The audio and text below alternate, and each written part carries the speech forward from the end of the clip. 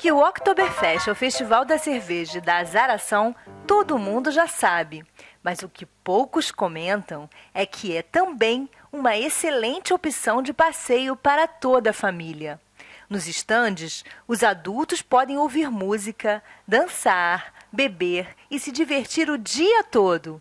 Mas fora deles, a festa é principalmente da criançada.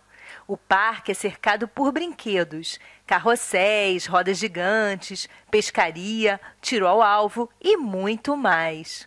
A organização da festa e o próprio Estado formularam algumas regrinhas e conselhos para a garantia do bem-estar dos pimpolhos, mas também dos seus acompanhantes. Eu vou relatá-las agora para vocês. Bem, crianças abaixo de 6 anos não podem, nem mesmo acompanhadas de seus responsáveis, permanecer nas tendas a partir das 20 horas. Carrinhos de bebês são permitidos apenas de domingo a sexta, até às 18 horas. Aos sábados, não são permitidos porque o risco de um acidente é muito grande, já que o número de visitantes nesse dia aumenta consideravelmente. Portanto, a melhor hora e dias para se ir à festa com crianças é durante a semana, de preferência na abertura, até às 5 horas da tarde. Depois desse horário e nos fins de semana é sempre muito mais cheio.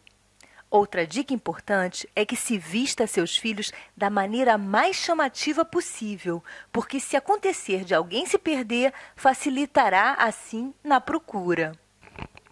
E para terminar, crianças abaixo de 16 anos não podem consumir bebida alcoólica. Bom, seguindo esses conselhos, a diversão da família já está garantida. Agora é esperar que o Oktoberfest 2013 chegue em Munique. E já está bem pertinho. Agora só faltam 20 dias. Aproveitem então o vídeo da festa do ano passado. Fiquem com as imagens. Auf der ganzen Wiesn die Enthauptung einer lebenden Person auf offener, hell erleuchteter Bühne mittels Guillotine, also mit dem Fallbeil. Jawohl, ein Schädel haben wir runter, egal ob Mensch oder Preis. Da kennt sich alle das Bier danach gleich direkt in den Häusern schütten. Und im Schichtel seht ihr alles. Den Flankabschnitter Holz, die Arterien, die Kehlkopf, das Kugelzapfel, alles. Auch das Blut spritzt.